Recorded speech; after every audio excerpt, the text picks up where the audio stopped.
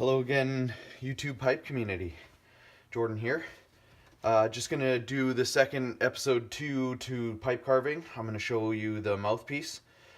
I've got it already mounted up in here, and I'm gonna be honest, I started another video just a bit ago here, and I kind of messed it up. So I haven't gone too far, but I'll do a little bit of explaining on what I got going on here. So this is my micro lathe. It's usually used for pen carving and small turning like that. But I've bought a few extra things for it, and I can do a little bit more machining work and stuff like that on here. So I've used it for aluminum and things like that. Softer metals, plastics, it's ideal for. You can't really use it for steel. I mean, maybe small pieces. You got to go real slow and just take your time with it. This 4-jaw chuck here is not a self-centering chuck, meaning that each individual jaw moves with its own screw. So that's a little bit more difficult, whereas this 3-jaw chuck that I have here, there's only well, basically it spins, but there's only one screw to it, and then it tightens all three at the same time. The benefit of a non-self-centering one is that you can do rectangle material and stuff. So these blanks that I get are not perfectly square, so that's where this comes in handy.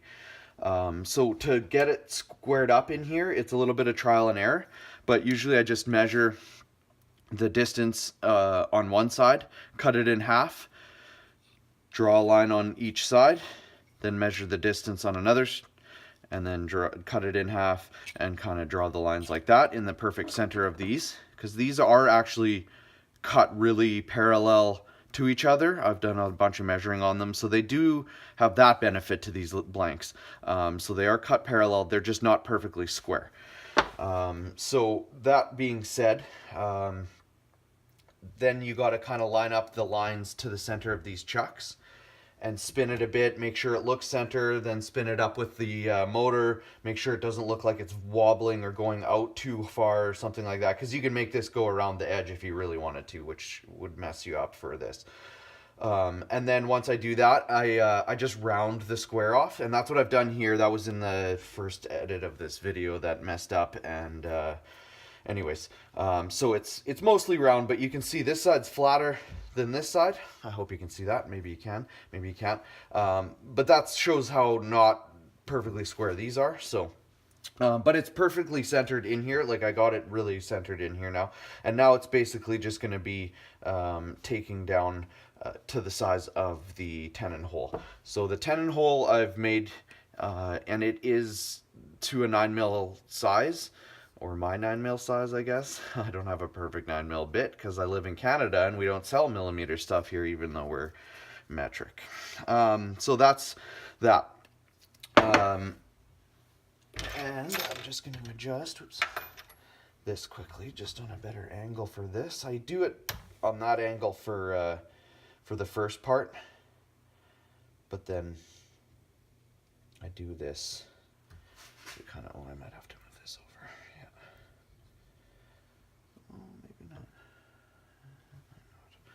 All right, just do it on a bit of an angle so that you're not taking out a whole bunch of material on the side where it's not sharp. That might be a little bit aggressive of an angle, actually. It doesn't have to be that crazy. Like that. And I can move this in and start. You want to take off as little material, well, not as little material, but not crazy tons of material either. Because this plastic heats up and you'll actually start like distorting it, and it'll start shaking with the spinning. It'll start spinning out, especially as you get thinner on your tenon. So you just want to take off little bits at a time until you get to your spot, and then it's okay. So let's get started. 1 second.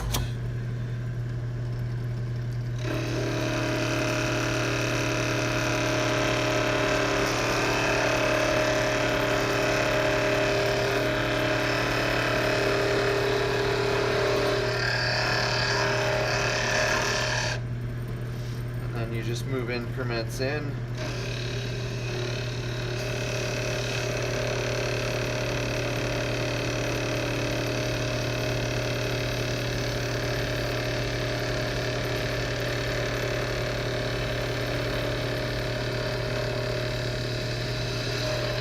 And you can smell it. You can smell it when it's getting hot. And the pieces start coming off in big long chunks like that. So you just let it cool down. Like the spinning of this will cool it down pretty quickly. And then just go. And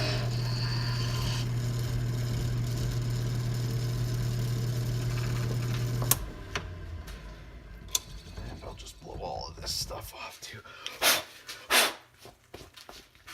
The issue with this plastic and metal and aluminum combination is the static electricity, just the plastic just sticks to it. It's crazy. Okay, so I'm super close, super close. Only a little passes. This is where a tenon jig of sorts would come in handy, so you don't overshoot, because I've definitely done that and then had to cut this down or whatever. That's why I leave the full stem as long as possible, and then because if I mess this up, then I can always just do a next one or whatever, and hence the second part of this video. So that's what we're going to do here. Just take off very little bits until this block fits, and I'm just going to test fit it, and then once it's done, we'll polish it up a little bit and sand it and whatever. Actually, I might leave it a bit large and sand it just down with I don't know, 300 grit. All right, hopefully this should be the last try here. Oh yeah. Perfect-ish. It's scotch tight. We'll get that sanded down though. Just a scotch tight, that's okay.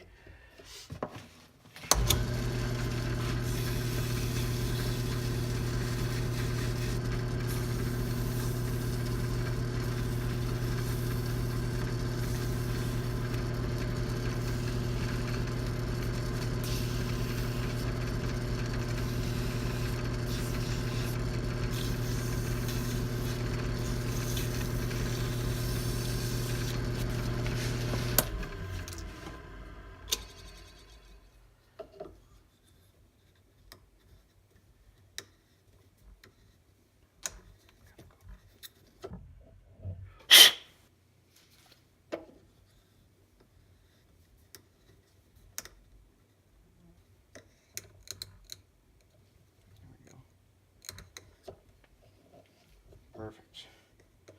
Might be a bit loose. But if it turns out a bit loose, you can always, there's a trick I have that you can adjust it a bit. Because it is plastic, it will flex with a little bit of heat. So you can adjust it a tiny bit, especially if it's just a little bit loose like that. It's not too bad. All right, so now we're gonna drill it. I'm gonna have to, actually I wanna cut this to size. So here's another thing with this. If you're gonna take it out of here, you gotta make sure you mark which is which, and so it goes right back in the same place as it was before. So if you just mark on it, I just put T on one side here, and then I make sure this doesn't turn until I'm done cutting it down to size. And then only take out, loosen 2 of these jaws, not the other 2, and then it should be all good. So you just do it like that, and like this, and you can remove it, and now I have the T, and I can put it back in here, and in theory it should be all in centered still, in theory. So I'm just going to cut this down and see what size I want to do it here. I don't know. Oh, I might cut past that T. I better make it lower. T. And then, I don't know, cut it down to like, it doesn't have to be that big. Shorterish mouthpiece, something like that. I'll be right back, sorry.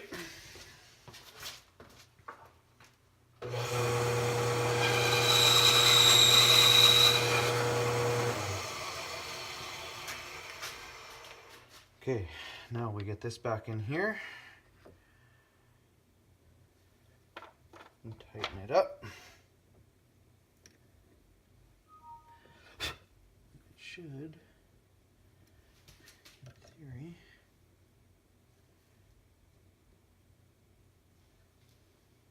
just make sure the lines look all good on each side. And tighten her up. Give her a spin real quick. It's not vibrating, so I got her. And again, you can just tighten it a little bit more, like so. All right, now to drill. There's my chuck. Here we go. It's loose already. Again, use the broad point bit that I used in the last video.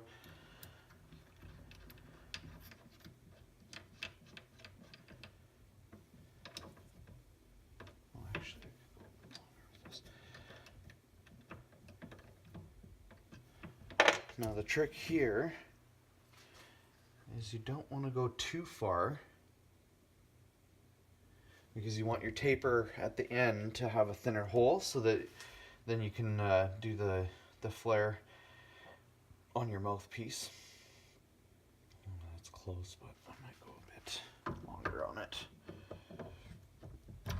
Because this is a shorter mouthpiece, I might do a different style. So.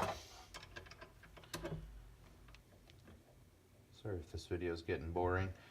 A lot of this is finicky stuff. A lot of this mouthpiece stuff takes longer than the pipe shaping or anything part of the wood. I don't know, maybe I'm just better with wood or something like that, but this is my process that takes the longest for sure. Oh shoot. Further.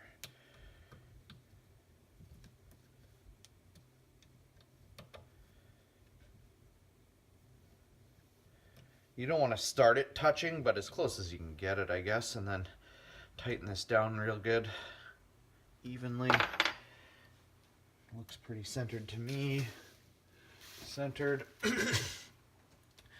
Again, with this stuff, it heats up really quickly, so you want to push it in, back it out, clean the flutes, push it in, back it out. It's a little bit of a process, because if you heat up the inside, it'll kind of wobble in the hole, and your hole will be way bigger in spots, and that's when you're shaping, that's when you don't know that your hole is bigger and you sand through, because you're basing it on your hole size here. This is 5/32 hole, same as the draft hole in the pipe. Sometimes if I don't have a long enough bit, I'll actually go to an 1/8 inch, and then I'll just use the files to open it up better. I know a lot of guys use 1/8 inch holes anyways, but I like a little bit bigger of a draft hole, and then I pack my bowls a little bit tighter for the draw, so because I hog on my pipes like crazy. So I don't know, that's just the size that I chose. I did a lot of reading about it, and they range. Like the Stanwell I have is 1/8 inch, but then I have another one 9mm pipe that is 5/32 as well. So they range in different sizes, and I just chose this because that's what I had. So yeah.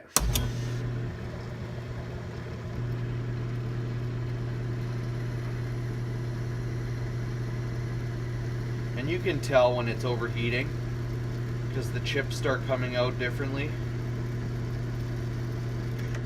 And you just let it cool off a bit, and then just work at it again.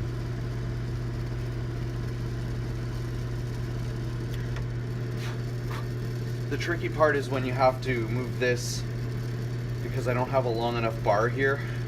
I've been looking into, I have a piece of aluminum that I'm actually going to try and turn down on this to make a longer spindle. And then that way I have more of a range for this.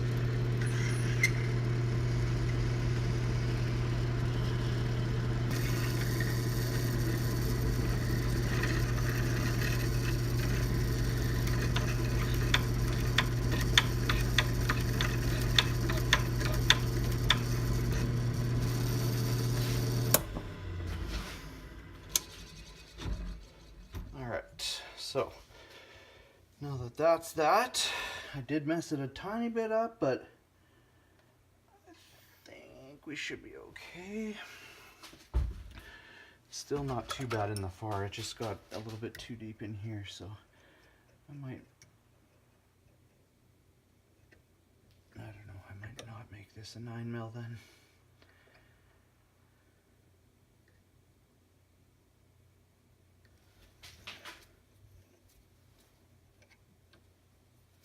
Wait, that's not the right one. That's the right one.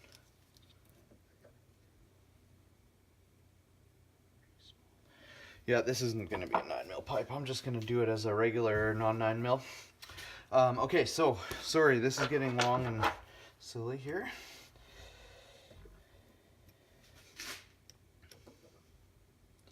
Again, we're going to just take this out on the two sides. I have the T still marked on here, and I just do 180 and put it back in. And again, this material's pretty square, or not square, I mean, but it if you do it this way, then those lines should be all the same way, and just eyeball it.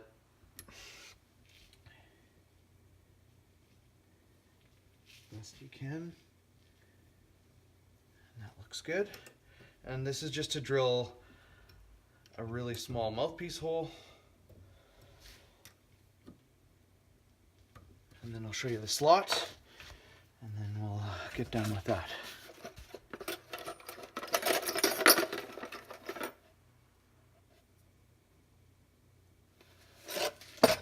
Super tiny bit. This is just to get it started so I know where I'm going.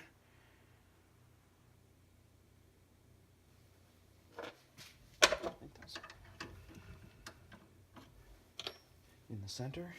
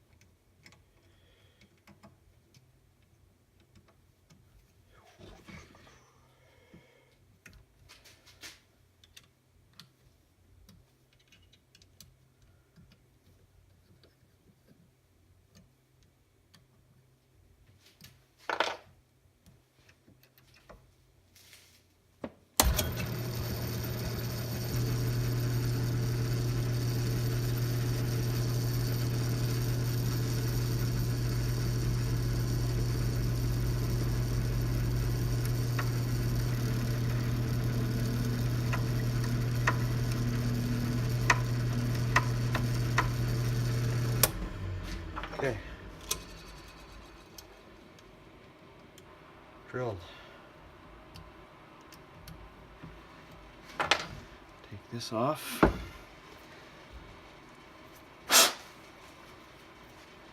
Now we mount. Let's get back on.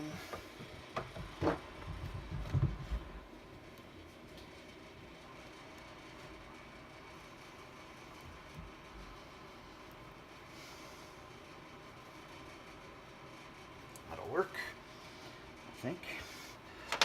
And now we got to take this chuck off. And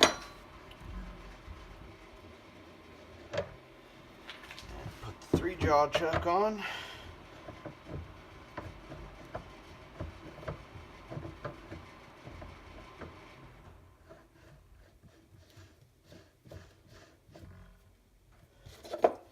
Should tighten these on here, but I mean it's not like the end of the world because they spin in the direction of tightening, so even if it's a bit loose it kind of tightens as you go. So that's that. Oh, I need to take a piece out of here.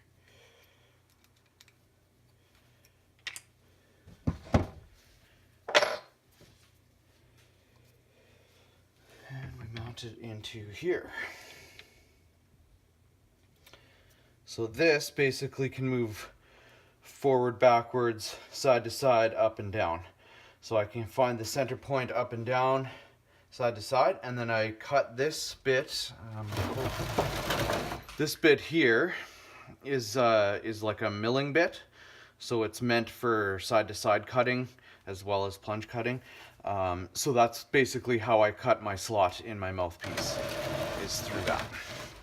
So I'll do that now. Again, this is a lot of finicky work for what it is. I think this should be close anyways, but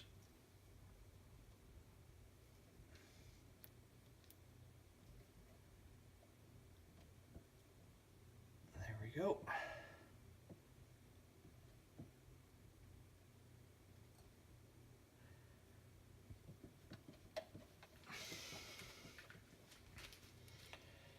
Okay. So now to do the slot here, I forgot to do this in the past as well. I just got to measure, we got to decide which side's going which way.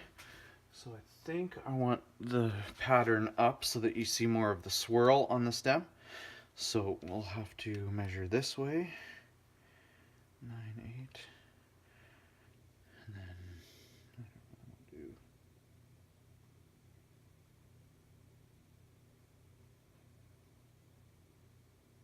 10mm step thing.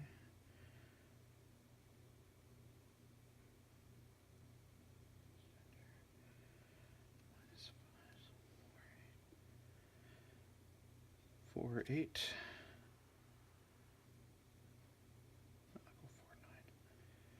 Go 4, 9. And then we'll just mark it. That's just so I know how far to go with the slot side to side. So put that in there.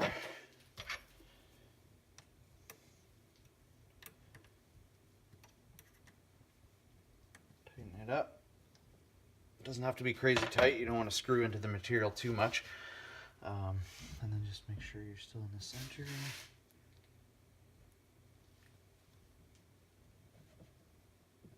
That looks good. All right. Sorry, you guys can't see this. I can't even see it.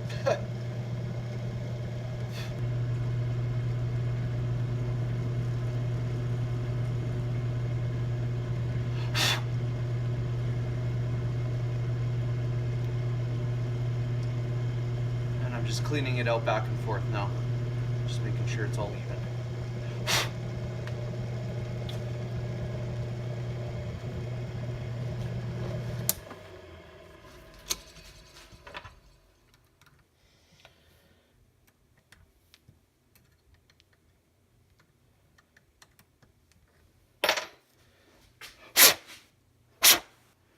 So now you can see the slot. And you can see where the two lines are, and I went even there. And now you probably can't see it in the camera, but the small center holes in there. So now basically I got to take files. I'll probably try and drill just freehand with the drill press, but again, it's super finicky. I won't show that. This is probably getting long enough. So I just drill on an angle to kind of clean out some of it so I can get my small jeweler's files in there. You can get these super tiny, round, straight, all sorts of different files, and they fit just perfectly in the size of mouthpiece slot that I use. So it's just the most ideal thing. I'm gonna be honest, that's why I chose this size, because I didn't know how else to clean this out like easily. I've seen other guys use X-Acto knives and like literally carve like 64ths of an inch out at a time, but I tried that and I just kept breaking X-Acto blades and just didn't get my style down. So this is the way I've been doing it. Hopefully you can see all of that I was just showing in the camera there. So that's that.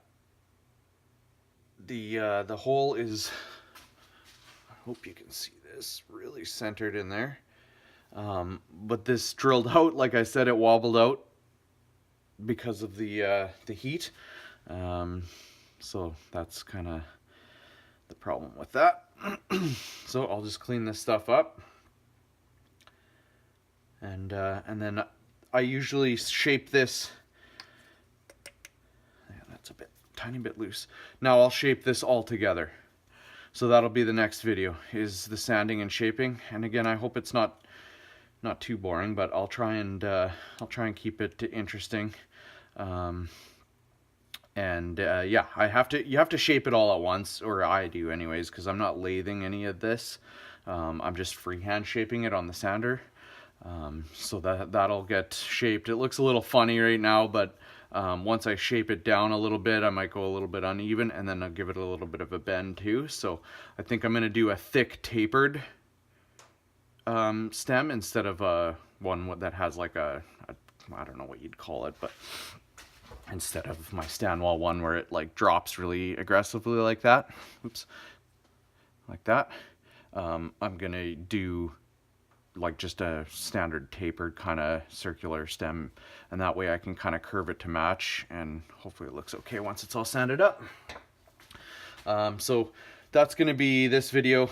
Again, that was kind of a long video, lengthy process for not getting much done, or what it seems to be not much done.